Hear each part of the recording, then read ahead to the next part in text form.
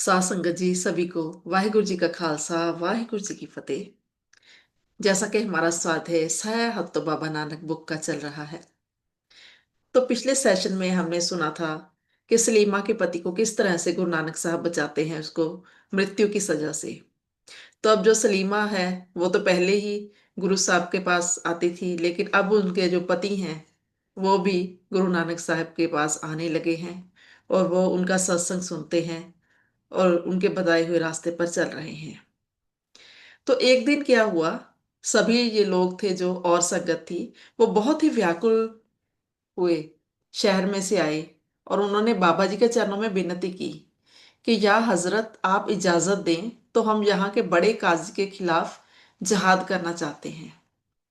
तो गुरु नानक साहब ने धीरज से पूछा कि समाचार क्या है, क्या हुआ। तो उन्होंने बताया कि शहर के जो बड़े काजी हैं उन्होंने आपको और आपके पैरोकारों पैरोकारों को कुफर का फतवा दे दिया है। तो ये सुनते ही बाबा जी बोले, घबराने की कोई जरूरत नहीं, बल्कि जिस वक्त की उड़ीक में हमारा समय गुजर रहा था अब वो घड़ी आ गई है, करतार चेते करो।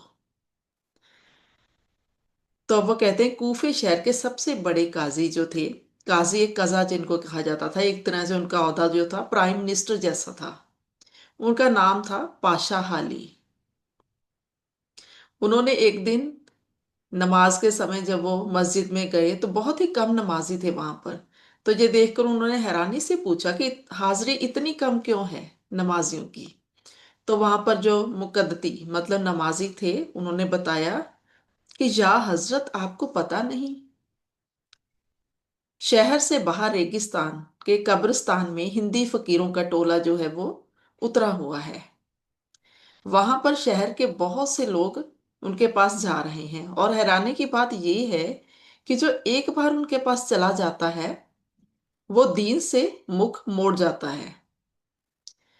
वो कोई नमाज नहीं पढ़ता, रोजा नहीं करता और यहां तक कि नबी करीम का कलमा भी वो फिर नहीं पढ़ते, जो एक बार बाबा जी के पास चले जाते हैं। वो उनकी ही इबादत में मस्त हो जाते हैं, पता नहीं उनमें क्या जादू है। इसीलिए काजी ने क्या किया, फिर कुफर का फतवा दे दिया और ऐलान कर दिया यहाँ तक कि जो भी गुरु साहब के पास जाएगा उसको भी कुफर गर्दाना जाएगा और उसको इस्लाम से खारिज समझा जाएगा। तो ये वचन सुनकर जब बाबा जी ने ये सब सुना तो उनके चेहरे पर मुस्कुराहट फैल गई। वो कुछ नहीं बोले क्योंकि उनको तो सब कुछ मालूम ही था। अब आगे कहते हैं कि सूर्य उदय से पहले ही संगतें जो थी सत्संग के लिए बाबा जी के पास पहुंच जाया करती थी। तब अमरदाता अडोल किसी मस्ती में बैठे हुए कीर्तन की धुन में मस्त होते थे और अगर कोई भी द्वेष भाव से ईर्ष्या की अगन में सड़ता हुआ भी वहां पर आता था तो उनके दर्शन करके वो ठंडा हो जाता था।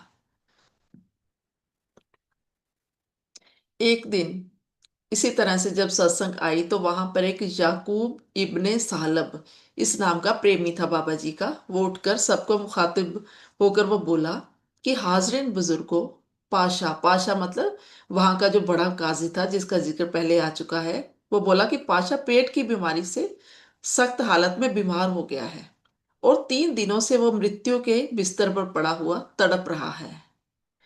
और वो बोला ये शक्ति हमारे इस नबी नानक अलैहि रहमत की है, क्योंकि उसने इनकी तौहीन तौहीन की थी, मतलब अपमान किया था उनका। और हजूर बाबा जी ने जब सुना कि काजी जो है सख्त बीमार है तब भी वो सिर्फ मुस्कुराए, कुछ नहीं बोले और मर्दाने की तरफ देखकर बोले कि मर्दाना जी आपने सुना। तो मर्दाना बोला हाँ दीनानाथ सुन लिया है। वो काजी जो हमें कुफ्र के फतवे जिसने दिए थे वो आज खुद ही मरने को पड़ा है। तो बाबा जी बोले मर्दाना आइए, उठिए और हम लोग चलते हैं। तो मर्दाना बोला किधर चलेंगे हम लोग, संगतें तो बैठी हैं, इनकी तरफ देखिए, वो देखिए एक जो स्त्री है दूध का बर्तन लिए आ रही है। तो सतगुरु हंस के बोले मर्दाने तुमने सुना नहीं, शहर के बड़े काजी साहब बीमार हैं, हमें बीमार पुरसी के लिए जाना है। तो मर्दाना जो था ये सुनकर खींच गया और बोला, वाह अल्लाह लोगो, तुम्हारा क्या इंसाफ है, जगत से न्यारा। जो हमें कल फतवे दे रहे थे, आज आप उनकी बीमार पुरसी के लिए जा रहे हो, मतलब आप उनका हालचाल पूछने जा रहे हो। ये किधर का इंसाफ है? आप जाओ, मैं नहीं जाता। तो बाबा जी बोले, इंसानी फर्ज कहता है कि दुख देने वाले को दुखाना नहीं, बल्कि उसको राजी करना है, मतलब ठीक करना है। जैसा कि फरीद जी ने भी कहा है बानी में, फरीदा जो तय मारन मुकिया, तिना ना मारे कुम, आपन रे कर जाइए पैर तिना दे चुम। तो ये कहकर गुरु साहब उठ पड़े। तो जो मर्दाना था उसको अब जाना ही पड़ा, क्योंकि गुरु साहब जा रहे थे। तो यहाँ पर ताजुद्दीन जी कहते हैं कि मर्दाना और मैं, हम दोनों गुरु साहब के पीछे पीछे चल पड़े उठकर। अब काजी के घर में पहुंचकर हजूर ने पूछा, हजूर से उनका नाम पूछा कि आपका नाम क्या है। तो हजूर ने अपना नाम बता दिया, माइसमुन नानक। तो जो काजी की लड़की थी उसने अंदर जाकर अपने पिता से कहा कि पिताजी, बाहर दरवाजे पर कोई नानक फकीर खड़ा है जो आपसे मिलना चाहता है। तो लड़के के मुंह से जैसे ही नानक नाम सुना काजी ने, तो उसको और ज्यादा आग लग गई ये सुनकर कि जिस नानक को शरा की तरफ से कुफर का फतवा दिया जा चुका है, उस काफिर से वो बोला कि मैं तो हरगिज नहीं मिलूंगा। उसको कह दो जाकर कि वो मेरे मकान से दूर चला जाए। तो उसकी जो कन्या थी उसने दरवाजे पर आकर बाबा जी को, जब वो कहने ही लगी थी, अभी उसने कहा भी नहीं था, जवाब दिया भी नहीं, तो उसके दर्शन करके एकदम से उसकी जो आत्मा थी उसको करंट सा लगा। 11 साल की अभी वो लड़की थी, लेकिन अपने बाप का जवाब देना उसके लिए जरूरी था। तो उसने अदब से कहा उनसे कि या साईं फकीर, मेरे बाबा ने आपके लिए जो शब्द इस्तेमाल किए हैं, मैं वो तो इस्तेमाल नहीं कर सकती, इसलिए बेहतर है आप यहाँ से चले जाएं। तो ये सुनते ही दया के सागर गुरु साहब ने बच्ची को दिलासा दिया और फरमाया, बेटी, हम तुम्हारे बाप की बीमार पुरसी के लिए आए हैं। अपने पिताजी को कहो अंदर जाकर कि वो हमें अंदर आने की आज्ञा दे। तो उस लड़की ने फिर से अपने पिता को जाकर विनती की, लेकिन जो काजी था उसको तो शरा का जिन जो था वो लिपटा हुआ था, उसने फिर इनकार कर दिया। तो उसकी लड़की ने आकर बाबा जी से फिर अदब से विनती की कि या हजरत, बेहतर है आप यहाँ से चले जाइए। तो हजूर ने बच्ची को प्यार से कहा, बेटा, तुम ये पैगाम दो अपने पिता को जाकर कि नानक अपने कुफर की माफी मांगने आया है। तो जब उसने जाकर अपने पिता से ये कहा अंदर, तो काजी ने जब ये अक्षर सुने तो उसको ऐसा लगा कि शायद नानक जो है वो मुसलमान होने के लिए आया है। तो उसने अपनी बेटी को अपनी दस्तार देकर कहा कि जाओ नानक के राह के ऊपर ये बिछा दो, नानक मेरी इस पगड़ी के ऊपर से अपने कदम रख के मेरे पास आएगा। तो उसकी लड़की ने बाहर जाकर वो पगड़ी जो थी अपने पिता की वो बिछा दी और कहा अपने पिता के कहे के अनुसार अर्ज की कि या साईं अल्लाह, इस पगड़ी के ऊपर से पैर धरते हुए आप अंदर तक तशरीफ लाएं, मेरे बाप ने आपको याद फरमाया है। तो हुजूर बाबा जी पगड़ी के साथ साथ चलते जा रहे हैं और उस पगड़ी को अपने हाथ पर लपेटते जा रहे हैं, इकट्ठा करते हुए।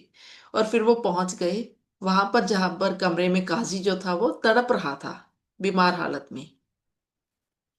लेकिन जैसे ही वो दाखिल हुए तो गुरु साहब के दर्शन करते ही काजी की आत्मा जो थी वो ठंडी हो गई। शारीरिक तौर पर काजी ने उठने का यत्न किया, लेकिन वो उठ नहीं सका। तो जल्दी से ही वो गिरने लगा, तो बाबा जी ने उसको पकड़ लिया बगलों में से।